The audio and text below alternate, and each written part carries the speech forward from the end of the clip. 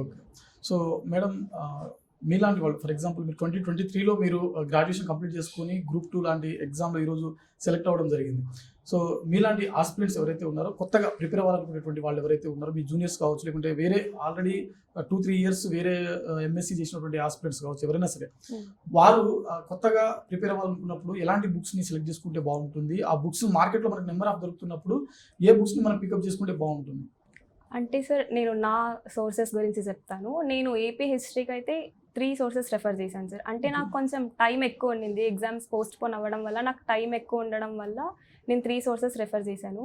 Syed sir classes, ఇంకా Harish academy Upendra sir classes, ఇంకా Jogi Naidu Amigos test series content కూడా నేను గ్యాదర్ చేసుకొని కంపైల్ చేసుకొని ప్రిపేర్ అయ్యాను సార్ నేను ఏపీ హిస్టరీ కోసం. పాలిటీకి లక్ష్మీకాంత్ అండ్ కరెంట్ అఫైర్స్ చదువుకున్నాను.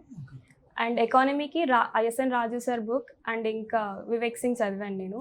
అండ్ సైన్స్ అండ్ టెక్నాలజీ ఎన్వైరన్మెంట్కి నేను Sarathi IAS Sivan sir classes విన్నాను సార్. సో ఓవరాల్‌గా మీరు మార్కెట్‌లో దొరికేటువంటి చాలా ఫ్యాకల్టీలకు సంబంధించిన బుక్స్ అయితే కవర్ చేశారు. అవును సార్. నేను కవర్ చేశాను. మల్టిపుల్ రివిజన్స్ చేశాను సార్. నాకు కొంచెం టైం దొరికింది పోస్ట్‌పోన్ వల్ల. సో నేను దాన్ని యూటిలైజ్ చేసుకున్నాను ఆ టైంని. ఓకే. మీరు గ్రూప్ 1 యూపీఎస్సీ లాంటి ఎగ్జామ్స్ ఏమైనా రాశారా మళ్ళీ? ఏం రాయలేదు సార్. నేను యూపీఎస్సీ నెక్స్ట్ ఇయర్ అటెంప్ట్ ఇవ్వబోతున్నాను. ఓకే. సో ఫర్దర్‌గా మీ గోల్ ఏంటి ఇప్పుడు అంతిమంగా?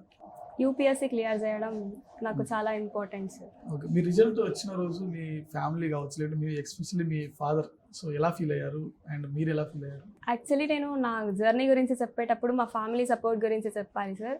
బేసిక్గా గ్రాడ్యుయేషన్లో ఆర్ట్స్ బ్యాక్గ్రౌండ్ని చూస్ చేసుకోవడం అనేది చాలా రిస్కీ ఆప్షన్ అని అందరూ అంటారు. బయట అందరూ కూడా ఎందుకు ఇది అంటున్నప్పుడు మన ఫ్యామిలీ మన మీద ట్రస్ట్ ఉండడం చాలా ఇంపార్టెంట్. అండ్ మా మమ్మీ కానీ మా డాడీ కానీ నా చెల్లి కానీ చాలా సపోర్ట్ చేశారు. అండ్ నేను ఎప్పుడైనా డీమోటివేటింగ్గా ఉన్నప్పుడు కూడా like they boosted me up. And ఇంకా నా ఫ్రెండ్స్ కూడా అశోక్ నగర్లో చాలా హెల్ప్ చేశారు సార్ నాకు. లైక్ అందరూ నాకు ఎమోషనల్ సపోర్ట్ ఇచ్చారు. సో అండ్ మా ఫ్యామిలీ చాలా చాలా హ్యాపీగా ఫీల్ అయ్యారు సార్. లైక్ మిడ్ నైట్ 2:30కి రిజల్ట్స్ వచ్చాయి అండ్ మేమందరం అప్పుడు లేచాం అండ్ వి సెలబ్రేటెడ్ టుగెదర్.